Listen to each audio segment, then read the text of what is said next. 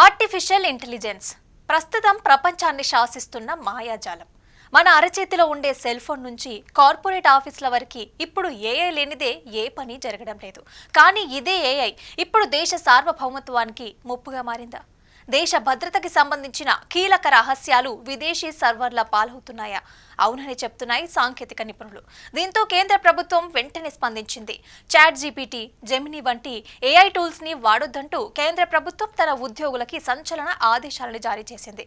కేంద్ర మంత్రి జితిన్ ప్రసాద్ రాజ్యసభ సాక్షిగా వెల్లడించిన ఆ భయంకర నిజాలేంటి? ప్రభుత్వ ఫైళ్లు ఏఐ సర్వర్లలోకి ఎలా వెళ్తున్నాయి? ఇప్పుడు దేశవ్యాప్తంగా చర్చనీయాంశంగా మారిన ఈ ఏఐ బ్యాన్ వెనుక ఉన్న అసలు కారణాలేంటి? ప్రత్యేక కథనం. అది ఒక చిన్న క్లిక్, కానీ ఆ క్లిక్ వెనుక ఉన్నదే దేశ భద్రత. మనకి అవసరమైన సమాచారాన్ని నిమిషాలలో ఇచ్చే చాట్ జీపీటీ వెనుక ఒక భారీ ప్రమాదం పొంచి ఉందని కేంద్రం గుర్తించింది. ప్రస్తుతం ప్రభుత్వ శాఖలలో చాలా మంది ఉద్యోగులు సులభంగా పని పూర్తి చేసుకోవడానికి ఏఐ టూల్స్ మీద ఆధారపడుతున్నారు. పెద్ద పెద్ద రిపోర్ట్లు తయారు చేయడానికి, నోట్స్ రాయడానికి, చివరికి ప్రభుత్వ రహస్య పత్రాలని కూడా ఏఐ బాక్సులలో కాపీ పేస్ట్ చేస్తున్నారు. ఇక్కడే అసలు కథ మొదలైంది.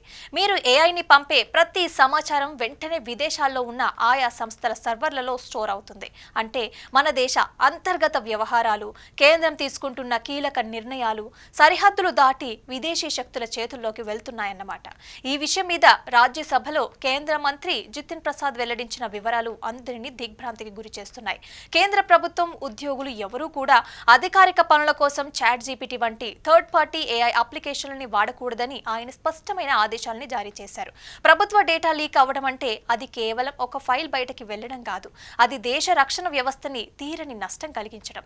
కొందరు అధికారులు తెలియక చేస్తున్న ఈ చిన్న పొరపాట్లు దేశ భద్రతని ప్రశ్నార్థకం చేస్తున్నాయని కేంద్రం ఆందోళన వ్యక్తం చేస్తుంది. అందుకే కేంద్రం ఇప్పుడు ఏఐ నియంత్రణ అనే అస్త్రానికి పదును పెడుతోంది. అసలు ఏఐ టూల్స్ వాడితే డేటా ఎలా చోరీ అవుతుంది?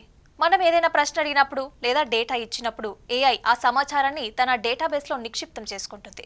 భవిష్యత్తులో వేరే ఎవరైనా అలాంటి ప్రశ్న అడిగితే మన సెన్సిటివ్ సమాచారాన్ని కూడా అది జవాబుగా ఇచ్చే ప్రమాదం ఉంది. ఉదాహరణకి ఒక ప్రభుత్వ రహస్య ప్రాజెక్టు గురించి అధికారి ఏఐకి ఇన్పుట్ ఇస్తే అది హ్యాకర్ల చేతికి చిక్కే అవకాశం ఉంటుంది. అందుకే సెక్యూరిటీ ఆడిట్ తర్వాత కేంద్రం ఈ కఠిన నిర్ణయాన్ని తీసుకుంది.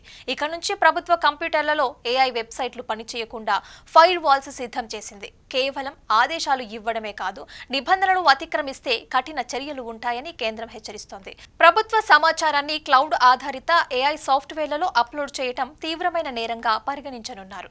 ఇక దేశ భద్రతకి సంబంధించిన డేటా మన దేశ సరిహద్దుల లోపలే ఉండాలని ప్రభుత్వం లక్ష్యంగా పెట్టుకుంది. మరొక వైపు ఇలాంటి విదేశీ ఏఐ టూల్స్ కి ప్రత్యామ్నాయంగా భారతీయ ఏఐ టెక్నాలజీని ప్రోత్సహించాలని కేంద్రం భావిస్తోంది.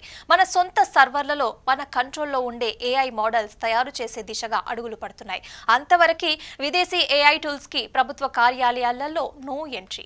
ఇక టెక్నాలజీ అనేది ఒక రెండు వైపులా పదును ఉండే కత్తి లాంటిది. అది పనులని వేగవంతం చేసినట్లే కనిపిస్తుంది, కానీ నిశ్చితంగా గమనిస్తే మన రహస్యాల్ని దొంగలిస్తుంది. కేంద్రం తీసుకున్న ఈ సంచలన నిర్ణయం ఇప్పుడు కేవలం ప్రభుత్వ ఉద్యోగులకే కాదు, సామాన్య ప్రజలకి కూడా ఒక హెచ్చరిక. మీ వ్యక్తిగత వివరాలు, బ్యాంకింగ్ డేటా లేదా ప్రైవేట్ డాక్యుమెంట్లని ఏఐ బాక్సులలో వేసే ముందు ఒక్క నిమిషం ఆలోచించండి. ఎందుకంటే మనం అడిగే ప్రశ్నలే మనల్ని చిక్కుల్లో నెట్టే అవకాశం ఉంటుంది. ఈ డిజిటల్ యుగంలో అప్రమత్తంగా ఉండటమే అసలైన భద్రత.